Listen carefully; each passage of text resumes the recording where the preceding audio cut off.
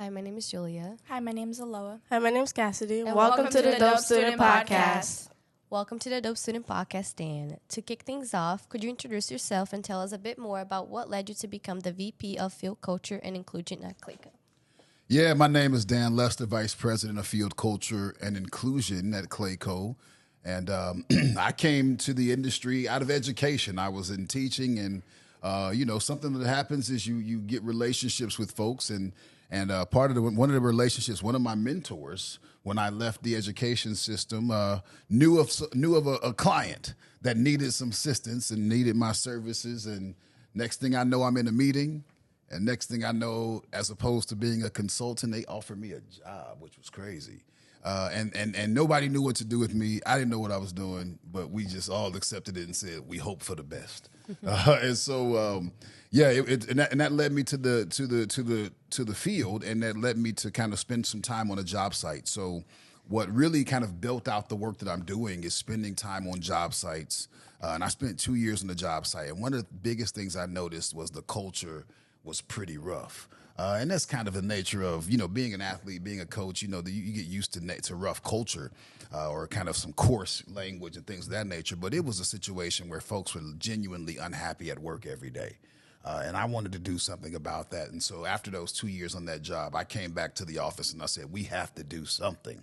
And so after they let me talk to them a little bit and sell it, later enters the Field Focus program, and now what we call our Culture, Equity, and Inclusion program. So my boss and I have built up this department for the last 10 years into what it is today. You mentioned that this field found you by way of education and relationships. Can you share the story of how you ended up here, especially as you were transitioning from educational to professional speaking? Good. Yeah, I kind of got a little ahead of myself, so I apologize. But that is it, right? Like I was supposed to be a professional speaker. I thought that's what I was doing, and I still love to speak, and I get to do it a lot for work. That's really good. One of the good things is that what I found out is that your gift will make room for you. So wherever you go, the things that you're good at, you should let people know what you're good at. That way they can know how to use you and know how to let that kind of shine in front of you. So because I was actually doing the work to be a speaker, that led me to have some things ready. I had my website ready, which made Clayco be interested in me. I had my speaking video ready, which made Clayco be interested in me. I had somebody when I was at a speaking event. My wife really worked hard to get it done, and she kind of said, hey, if I can get this high-dollar speaker, would you let my husband speak? He'll come and speak for free. Nobody had heard me speak. I didn't have any video footage. And they were like, okay, sure, your husband's good at speaking. Okay. Like everybody's going to support their husband. And then I got on stage and they were like, dang, you better than the person that we got to come for free. That's worth X amount of dollars. So either way it goes, that pitch, that video, that effort ahead of time is what really created the avenue for me to be successful, because, the saying goes, if you stay ready, when your time comes, you don't have to get ready. We had a chance to see the Mayfair students in action at the iBuild construction fair last month. What were your first impressions of them, and what do you think of the Mayfair program overall? So I've had a couple of options to see the Mayfair students. Last time I was here when my colleague Tony did the Dope Student Podcast. But seeing you all in action with your colleagues and your peers was pretty dope. Seeing, I don't know how y'all did, 60-some interviews that day of students and students and teachers and guests, and to see that corner. I mean, I think you all were freaking some people out in that corner there, because there's so many kids doing so many awesome things. And I thought it was pretty amazing, because to see other students your age who in other parts of the country, I'm trying to get them to even be open to this career in high school or even after high school. You all are in middle school and younger, getting a chance to do these things. And you had an entire group of folks that were wanting to do that stuff. So I like the excitement on it, seeing people put their hands on tools and sweating pipe and cutting and doing all the good stuff that you all were doing with the torches. Man, it was a phenomenal sight to see that day. You all showed up and showed out, and I was glad I was able to be there and be part of the process. Culture and inclusion are big themes in your career. Can you explain what creating a positive job site cultures means to you and how it can impact people working there? Well, having a positive job site culture is vital. We realize that some of the things that we're constantly working on, like you all here when you're in your shop, right? Safety is number one priority, and so physical safety. We do a lot of things to make sure that our people are physically safe and they go home the same way that they came to the job site every day. But the other part of that is what makes safety so important is that, well, if my mind is not present in the moment of where I am, it's going to be really difficult for me to be successful in what I'm trying to do at that moment, right? So if my mind is focused on what's happening at home, I can't be focused on what I'm drilling in front of me, right? So a lot of times in our industry, we are dealing with stuff that could, at the wrong step, the wrong segment, could really injure somebody very greatly. So when we're doing that, it's vital that you are focusing on what's important now for you and your teammates around you. And the reason that culture is such a big deal is because it's hard work. And when you're doing hard work, you don't want people creating an environment that's not conducive to you learning. Sometimes younger folks get it a little harder than older folks because you're the new kid on the block and things of that nature. We're trying to say, hey, for what it is, everybody deserves a certain standard of culture, a certain standard of care when you come onto a site. And it's something that's going to be conducive for you, what we call the trip, the training, the retention, the investment in, and ultimately the promotion of you on your journey as you go through what we call the trip of your career. So we want to help people take that trip. So some people may not be easily promoted. So we want to have the culture where we're making sure folks are getting promoted, making sure we're highlighting folks that might be from under-recognized or underrepresented groups, making sure they get opportunities to pause during the podcast. You've been involved in workforce development and mental health programs at Clayco's, like Clayco's, Cares, and Field Focus. Why are these areas so important in the construction industry today? The reason why these programs, Field Focus and Clayco Cares, are so important is because they really focus on the main thing that keeps our industry running, which is our talent. Everywhere you go, everybody says, oh, our people are the number one thing. But really, our people are the number one thing. Without them, I can't sit here and do that. We get a code. Tony was on job site this morning, and we're going to go after this to another job site or go to the job site after we get done to talk about development. So it's important because we have the highest suicide rate for men. We have the second highest suicide rate for women. And we have high mental health challenges in our industry. So focusing on people's mental well-being is going to make them better for themselves, better for their family. We offer our programs to support their families and make sure they can focus on work when they're at work and focus on their home and their family when they're at home. And so it's important for people to have a balance. And you hear people talking about work-life balance and what it means to go to work and leave work at work and then go home and be able to kind of really deal with what's at home. Sometimes our stress, though, blends between because we're not robots. So we have to make sure that we go in and take care of our mental well-being and teach people how to breathe. Sometimes when you're working, you forget to breathe or you forget to do the things that we're teaching you at this age, right? Like being courteous to each other, smiling when you come into the room, saying hello, like things just as simple as that make people's days better, flashing smiles when you see people. Even though we having a rough day, everybody could be having a rough day. And so you never know what somebody's going through that might articulate or that might be the reason that they're having a bad day. So when, if you think about being in school and you see somebody who is usually a little more calm and they are riled up and amped up today, somebody got them gassed up. Usually it's something going on. There might be a reason, some sort of pain point in their life that caused them to have that outbreak. So what can we do to support that as a company to make sure that most of the people come and work for us go home safe? For students considering career in construction, what would you say are the key qualities that need to be successful, both on the job and in the shaping career? In shaping their career. Okay, sorry. In shaping their career. To be successful in construction, you got to show up on time. And on time, what's on time to y'all? How many minutes early do you think we should be? 10, 15. Yes. So we usually go about, on a job site, 30 minutes early, right? The reason why we say show up 30 minutes early is because if you're planning to be somewhere 30 minutes early, even if you have a flat tire or you get caught up or some traffic happens, that will still give you enough time to be at work on time. But we get paid to start work at a certain time. So when that clock starts 7 o'clock or whatever the start time is for that day, it could be 6. Sometimes we're pouring concrete and it's hot in the part of the country, so you could be starting at 3 in the morning. It's crazy. But whenever we start, that's when money is made. That's when we're getting paid. That's when the people are getting paid. And so for every minute that people are not working, we're losing money. Somebody's got to pay for those folks. So if you got people there and the material isn't there, you got people there and the stuff isn't there, it's not important. So being on time is number one. Having an attitude of a great attitude, right? Of attitude of I'm approaching this positively.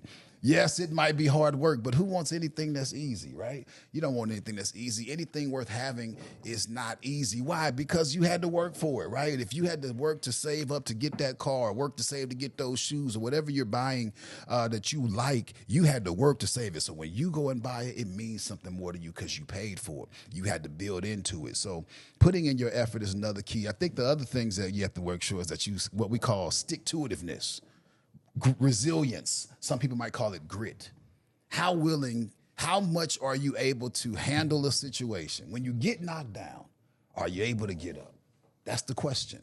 So I think resiliency is one of the biggest things in any career you need, which or they would call it grit, right? Grit is to say that everybody got problems. Everybody's going to have something bad that happens to them. What makes people great is what they do after they get knocked down, not what you've done before. Every great story we have in our history, every great story you have in your lives and your family's lives is going to come from somebody saying, this happened to me. Now, everybody has that story that says that happened. The next part is, what did you do about it? Because everybody's going to have problems.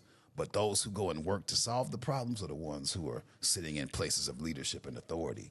Those are the ones who work to solve the problems are the ones who are making the money. And if you're really, really good and you become the best at it, then you can command a higher salary than the ones that might even be sitting next to you. So you're really competing against yourself in order to make yourself a brand that is unrecognizable from other people's so that you can say, yeah, I'm the best. And when you see me or when you say my name, I know what kind of brand they're bringing forth. And that's what we want to do.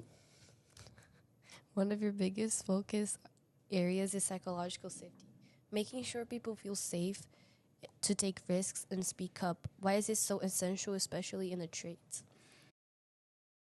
It's essential to take risks in life in general, but in the trades, right? You coming in, imagine seeing Mr. Jared on your job site. He's getting y'all prepared because, what he gives y'all is what we get on job sites, right? Most people are not prepared for that. So imagine being a new person coming in and you've seen my smiling pretty face all day. I ain't saying I'm pretty, but maybe you see my face smiling at you all day and you go outside to a guy he is not, or a girl who is not looking and happy to see you per se. They got a million things. They got work to run and they got a new person they got to train. Why are you here? You are in the way. Get out the way. So, all that to be said, it's important for you to be able to speak up for yourself, right? And be able to have the safety to say, hey, this is wrong. Hey, you can't speak to me like that. Defend yourself. And also to say, hey, you know what? When it comes down to it, this is what I want to do. And I'm willing to do what it takes. I'm willing to stay in there. That's where that resiliency, that grit comes in that we talked about just a second ago. I'm willing to do what it takes to be successful. And I'll speak up for myself. I'll speak up for my colleagues because chances are if it bothers you or if it's something that you think is an issue,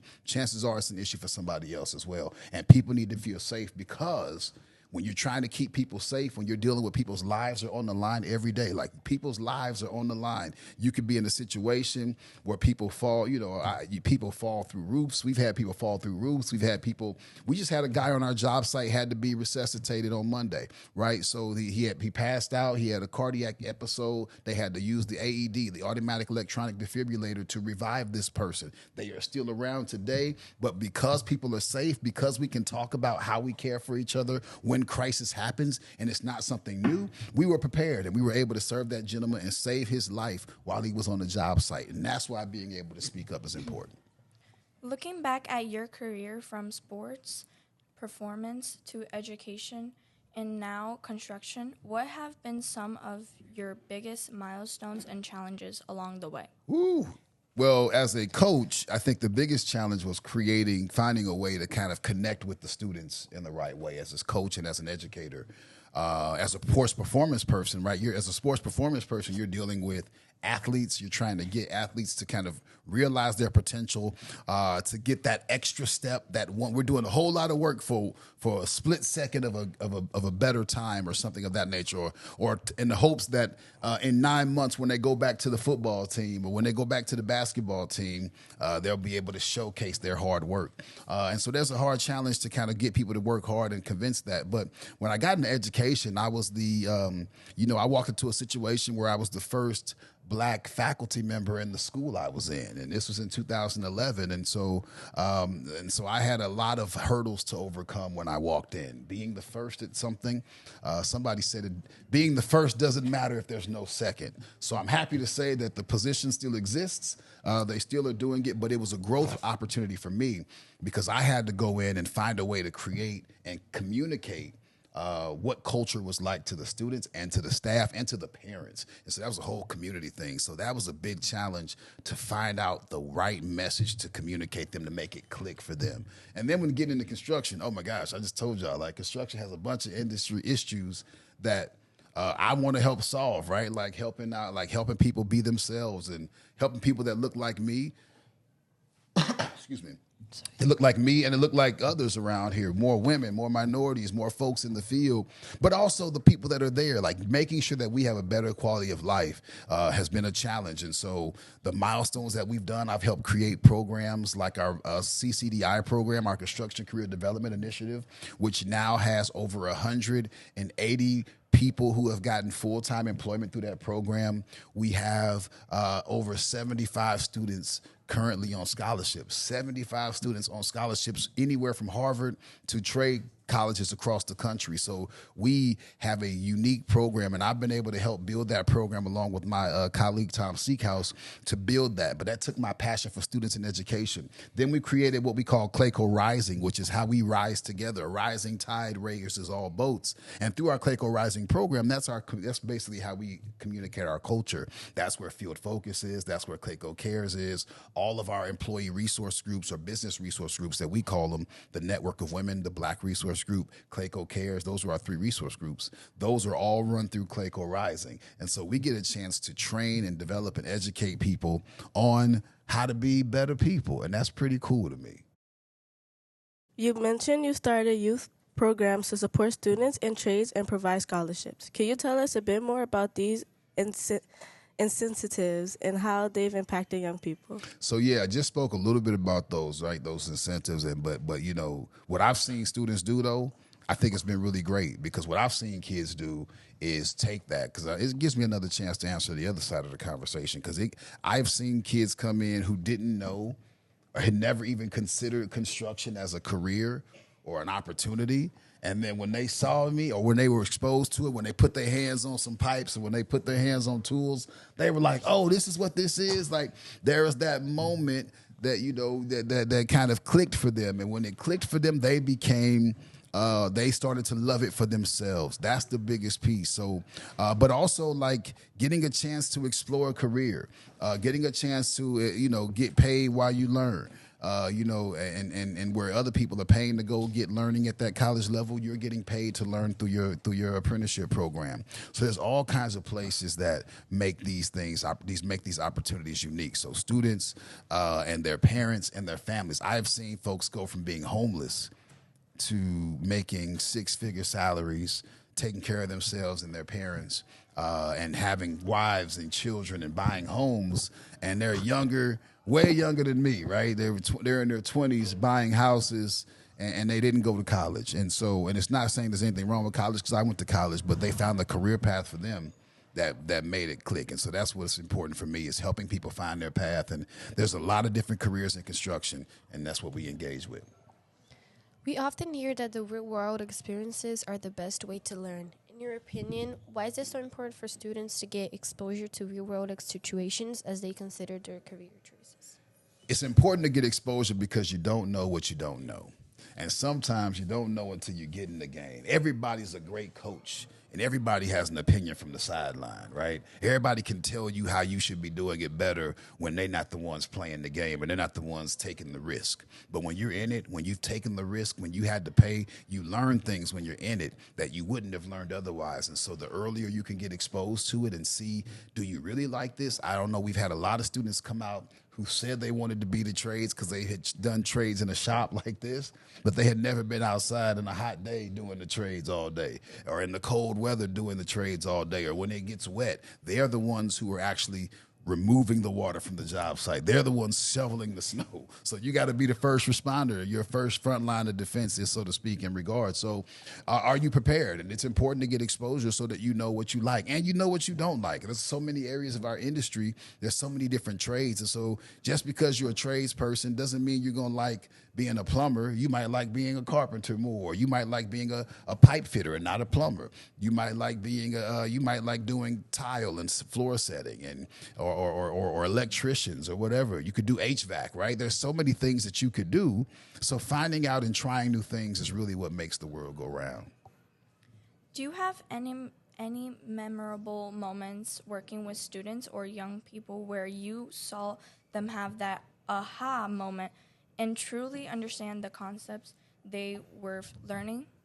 Yeah, so I think as a parent, as a coach, as a teacher, and even as somebody who is a trainer now, you know, when you get people that say, I finally got it, right? I remember having players of mine, and I was a running back coach, and so and I would try to coach my players to be better at the next level. And I had been at college, and they were in high school, so I want to train them like college players. And I remember there was one player who had all the talent he could, but it just wasn't clicking for him. And we got into some really heated discussions. But what was really special about him was when it finally, you know, when the training and all the little step-by-step pieces I was teaching him, that he didn't understand why I was teaching it that way until he got into the game.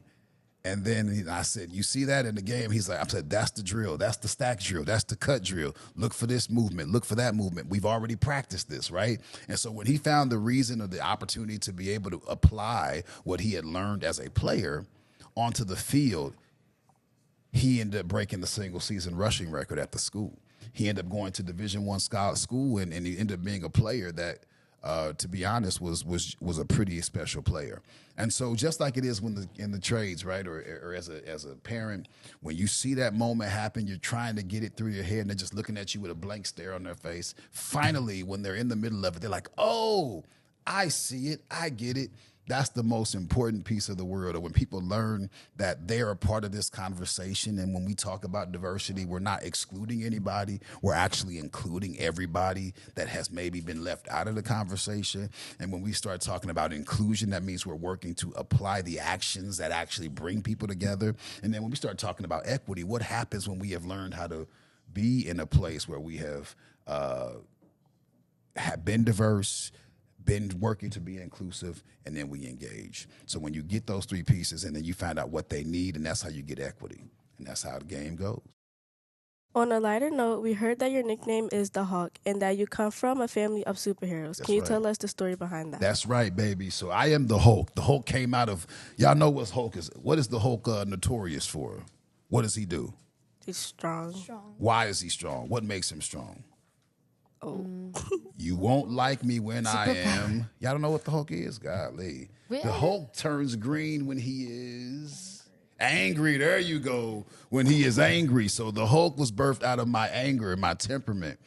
My family like you, like the Hulk. And so it became a negative thing, right? But when the Avengers started to kind of form their new kind of franchise that's now the Avengers that it is today, you know, they started to put some spins on the Hulk. And what was really interesting to me about the journey I was going through was learning to overcome my anger and realizing that, you know, being angry all the time isn't great. So how and then I would be angry and I would have these blow-ups and you put holes in walls and you know what I'm saying? You don't want to do those things. So, and you could be hurtful to people around you. So how do you use that as a strength? So being a Hulk meant that I had to learn how to manage my anger. And be able to say when I'm angry, or when things trigger me, not to be able to turn green. My kids actually think I can turn green when I'm angry. That's still the trick. They still think I can turn green. I'll make sure I won't show them this podcast. They still think I can turn green. So they because it is right. But my wife is, she's Storm from the Avengers. There used to be Baby Hulk and Baby Panther when they were little kids, Black Panther, but now they have changed to Black Panther is now the Flash and the other one is Sonic, right? So we come from a family of super, so we got the Hulk, we got Storm, we got Sonic, and we have the Flash. So we got two fast people, one person that can change the weather because she get angry and she'll blow this joint up. She'll blow the whole house down. And then you got the Hulk who just destroys things and it makes no sense. So, yeah, we come from a family of superheroes, but we love to help people and spread the wealth. Lastly, Dan, is there any advice or message you'd like to leave with our listeners, especially those thinking about careers in construction or fields they may not have considered before? The advice I have is to get in the game, try it out. You'll learn some things. You might find your place. I never thought I'd be in the construction industry. I tell you what, there's nothing in my path that said I'll end up in construction. And yet, because I tried new things, because I was open to unique opportunities that had nothing to do with construction, that made it possible for me to be in construction and to do something that nobody has started or that very few had started to do in construction. So I encourage you to try it out, come into the industry, see what it is, don't quit, never give up on things that you want to be as your goal, and you'll find your way successful in life, whether you choose construction as a career or not. But I certainly hope you do bring your gifts and your talents to construction. Thanks so much for being with us today, Dan. Your insights on culture, inclusion, and taking risks have been inspiring. Where can our listeners learn more about you and the programs at Clayco? So you can find more about the programs at Clayco at claycorising.com. You can also find me on LinkedIn. I do every morning, every Monday, I do a little motivation. It's called Stir It Up Motivation or Beyond Motivation. So we do a little inspirational message, about 1 to 2 minutes every Monday. I put a little bit on Instagram, on YouTube, and on LinkedIn. So, check me out there. But more importantly, check out the work that Clayco is doing and the work that we're doing through that program, because you can see all the work that's happening. Thank you for watching another Dope Student Podcast episode. Bye. Bye.